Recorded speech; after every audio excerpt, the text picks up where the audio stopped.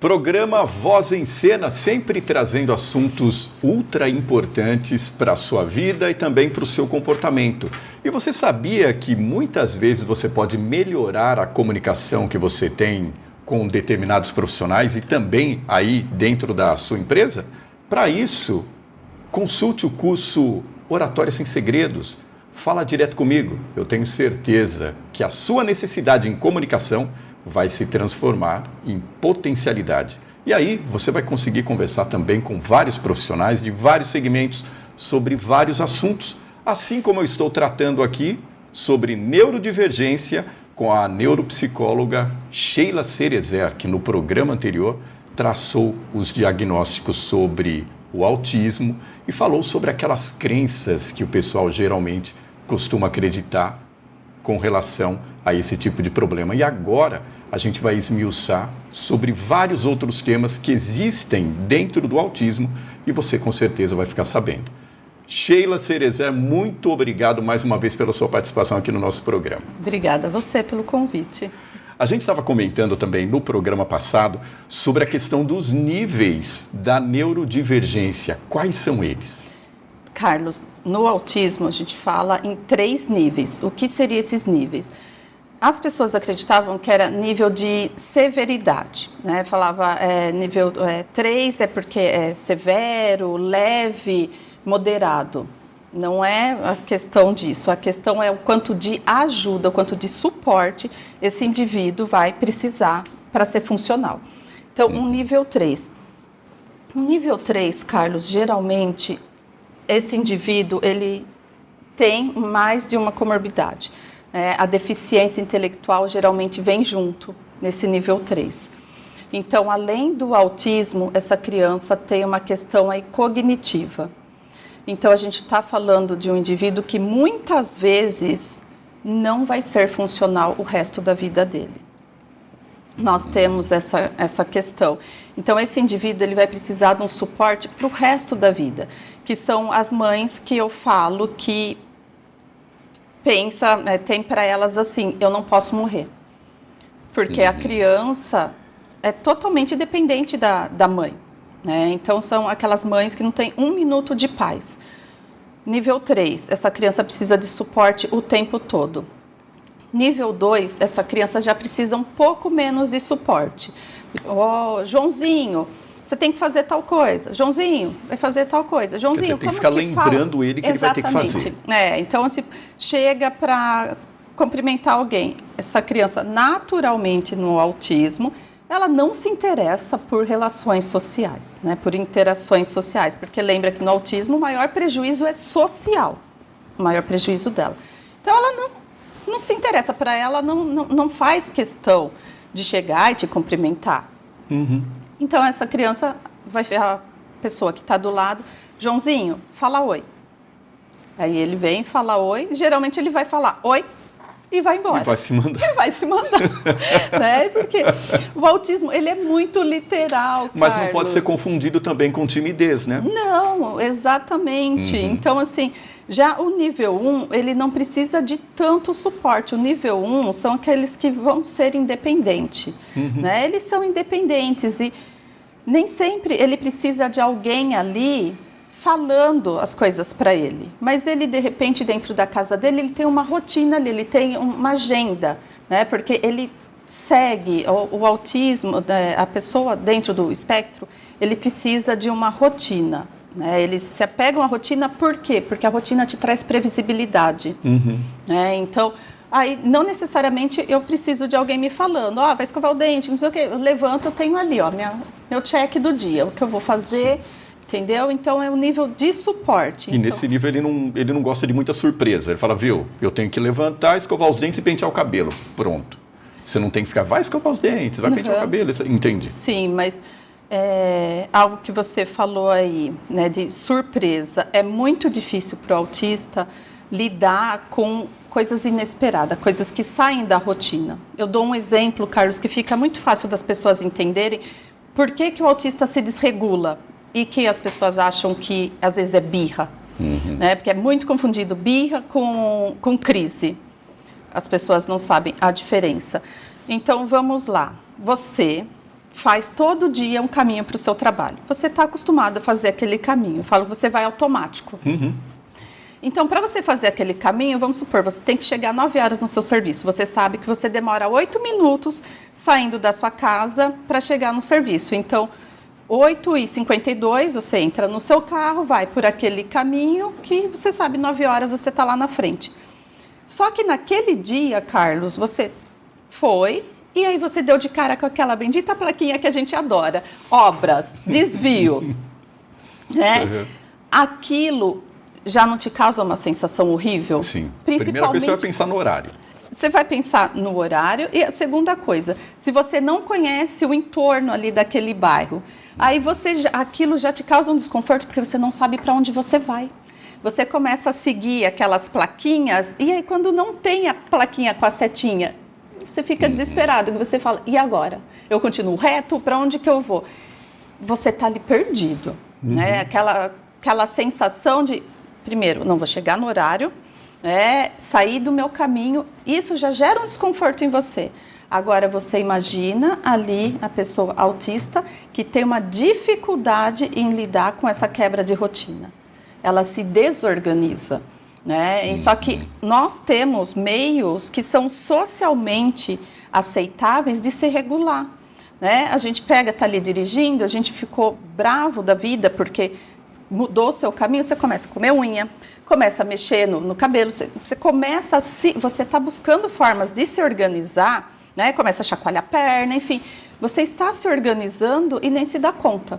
Porque são comportamentos que são socialmente aceitáveis.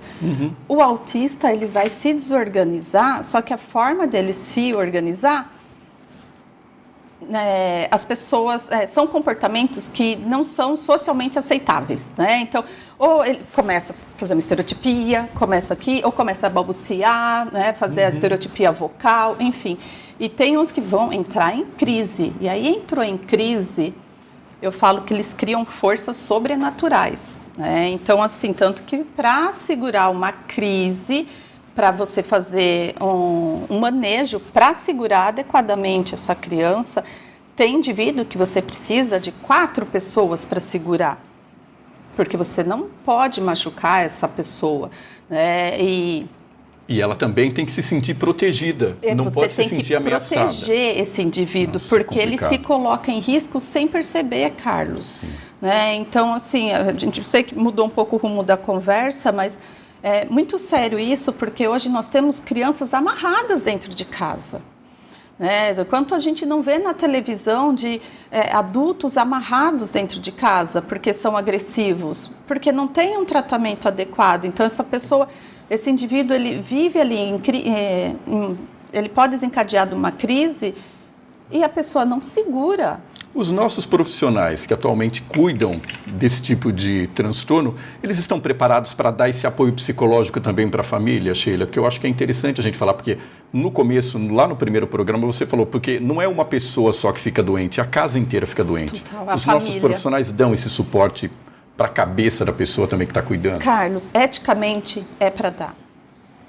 Porque assim, não é só a criança que você tem que tratar, você tem que tratar a família. Né? Então, quando essa criança está em tratamento, a família tem que estar em tratamento, porque a família, ela vai aprender a lidar com aquela criança.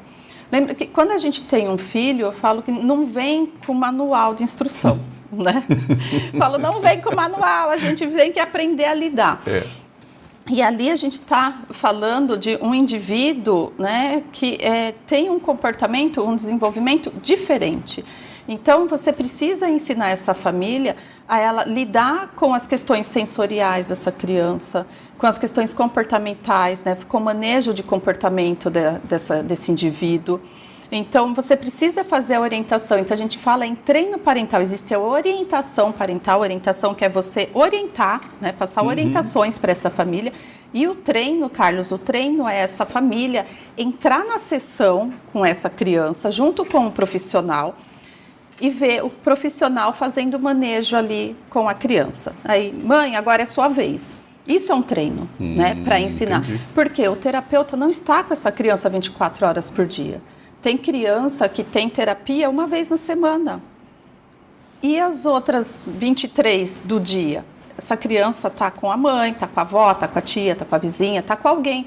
Esse alguém que está com a criança precisa entender minimamente o que acontece com essa criança e como agir. Né? Então, é muito triste os casos que a gente vê de adultos amarrados, sendo tratados como animais. São pessoas leigas, são pessoas que não têm uma orientação, não têm um amparo, e isso está mais perto do que a gente imagina. Sheila, no próximo bloco a gente vai falar sobre principalmente essa questão assistencial e como o SUS também apresenta algumas soluções ou então dá algumas diretrizes para as pessoas que estão sofrendo esse problema. Pode ser? Claro. Voz em Cena, volta daqui a pouco. Aguarda aí. Programa Voz em Cena, desta vez a gente vai falar sobre a neurodivergência, mas as soluções que podem ser dadas dentro desse espectro que nós estamos conversando com a neuropsicóloga Sheila Cerezer. Sheila, você estava comentando aqui nos bastidores que o próprio SUS tem uma cartilha. É uma cartilha, é um regulamento? Como é que funciona?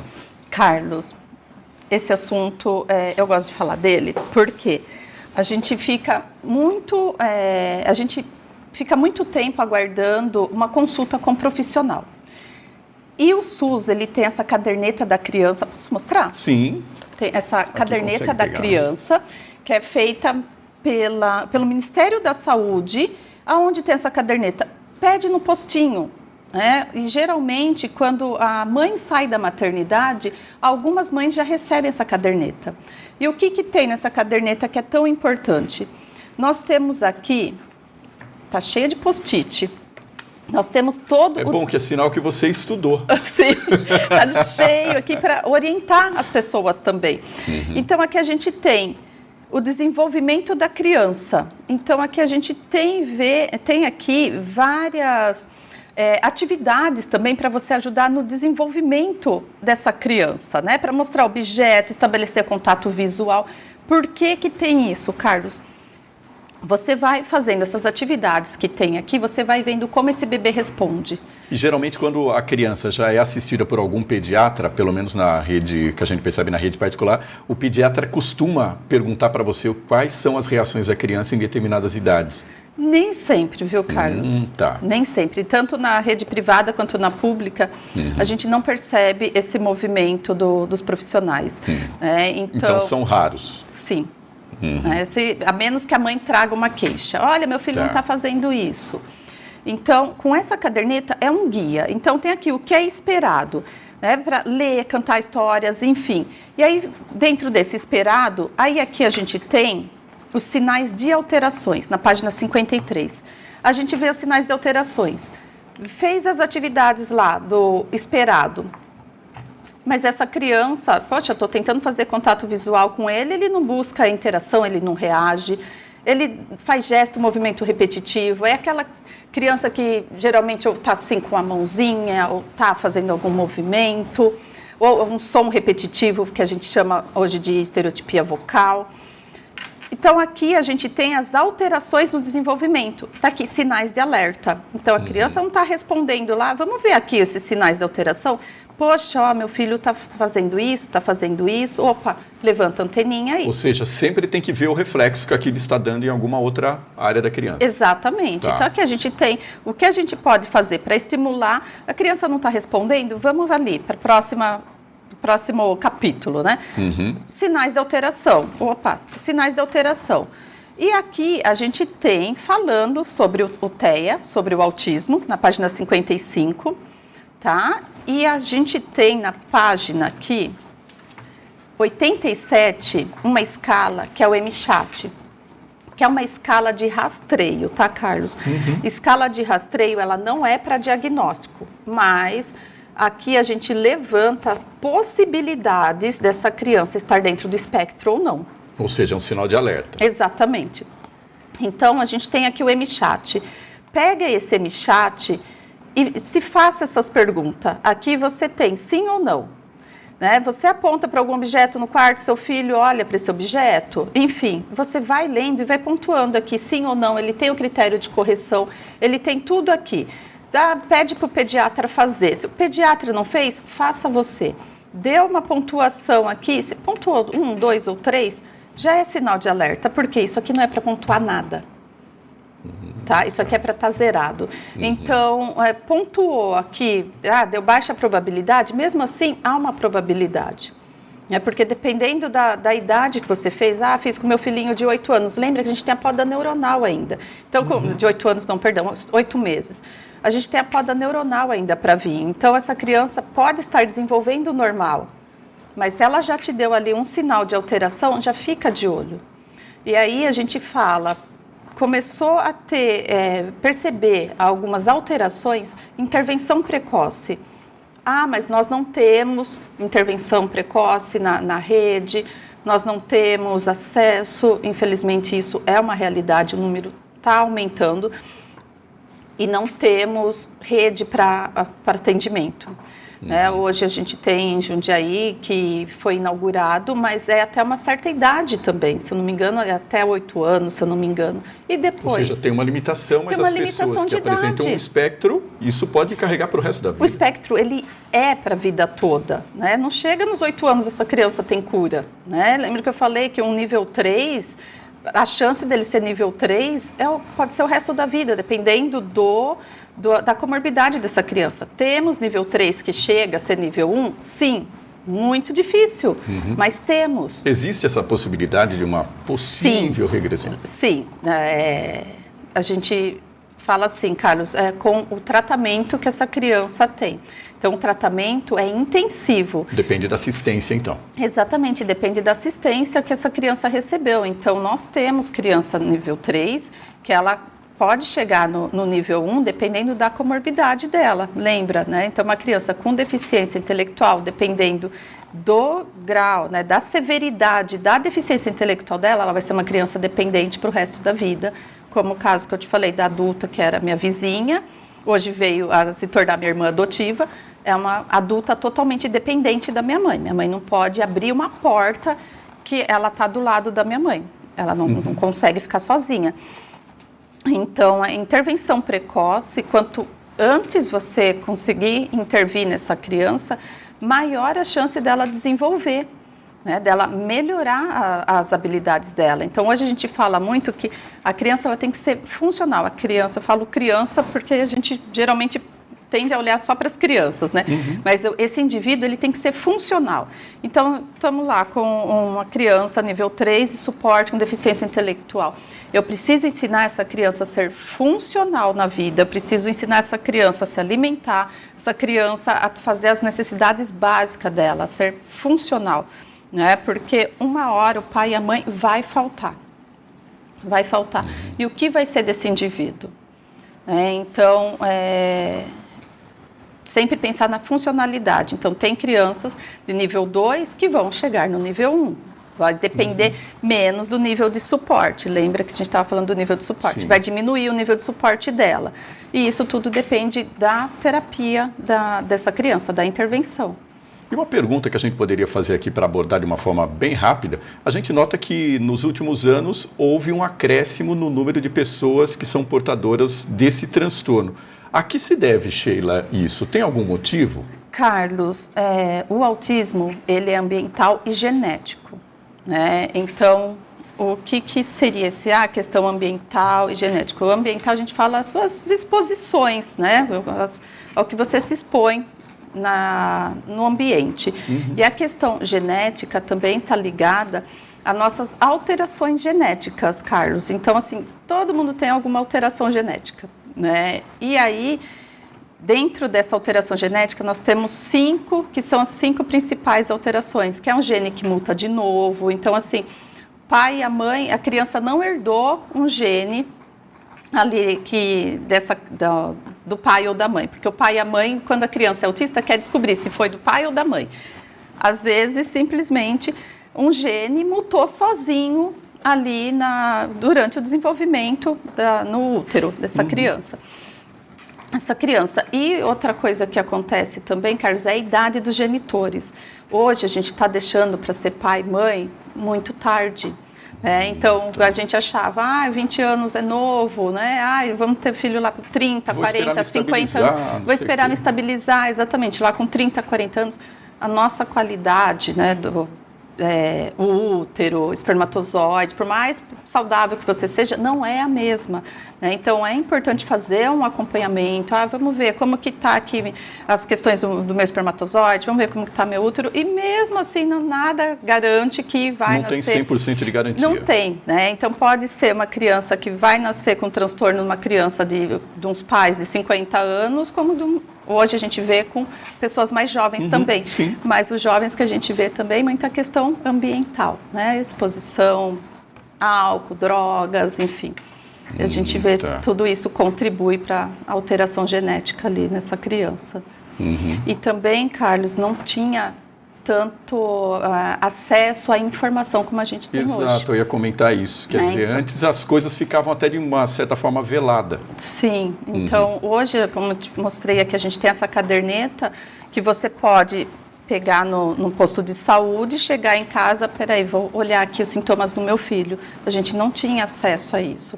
Se tinha, pelo menos não era divulgado. Sim. Né? Então hoje a gente tem muita informação também nas redes sociais, então a gente tem mais informações. E tem muito mais cientistas se debruçando sobre estudar essas alterações. Né?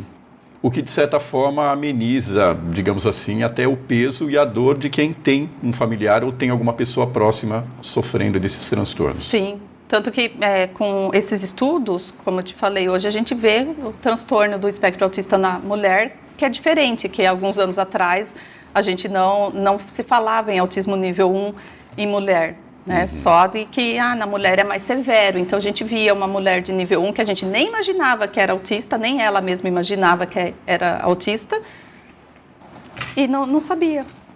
Né? Hoje a gente tem muito mais informações.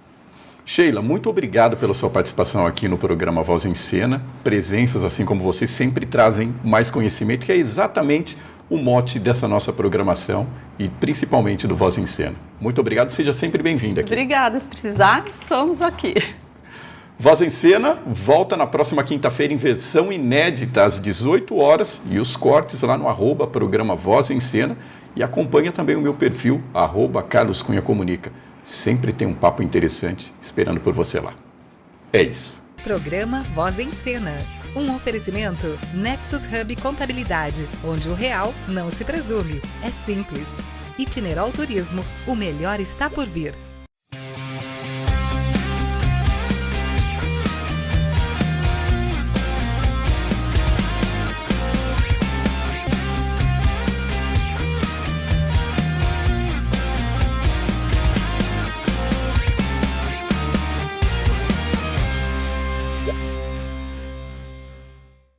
Na Itinerol, sua jornada é nossa prioridade. Excelência em cada trajeto. Com nossa sala de comando operacional e monitoramento via app, garantimos a segurança e pontualidade, especialmente para fretamentos. Tecnologia e dedicação humana se unem para oferecer a você e sua equipe o máximo em qualidade, segurança e conforto. Itinerol, inovação e confiança em cada quilômetro. Viaje com a inteligência que move o seu negócio.